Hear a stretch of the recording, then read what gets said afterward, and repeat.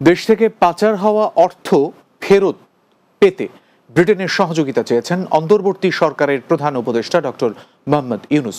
বুধবার রাষ্ট্রীয় অতিথি ভবন যমুনায় ব্রিটিশ হাই কমিশনার সারাহ কুকের সাথে সৌজন্য সাক্ষাতে একথা বলেন প্রধান উপদেষ্টা।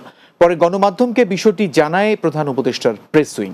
বৈঠকে ব্রিটিশ বিনিয়োগকারীদের বাংলাদেশে বিনিয়োগের আহ্বানও জানান ডক্টর মোহাম্মদ ইউনুস।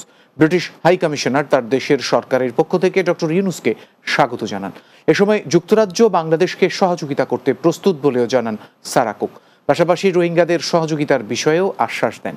এছাড়াও প্রধান উপদেষ্টার সঙ্গে সৌজন্য সাক্ষাৎ করেন জাপানের রাষ্ট্রদূত ইউয়ামা কিমিনোরি। এ সময় পারস্পরিক স্বার্থ সংশ্লিষ্ট বিষয়ে আলোচনা করেন তারা। একটি শান্তিপূর্ণ ও গণতান্ত্রিক রাজনৈতিক উত্তরণের মাধ্যমে বাংলাদেশ স্থিতিশীল উন্নয়নের পথে অগ্রসর হবে বলে আশা প্রকাশ করেন রাষ্ট্রদূত।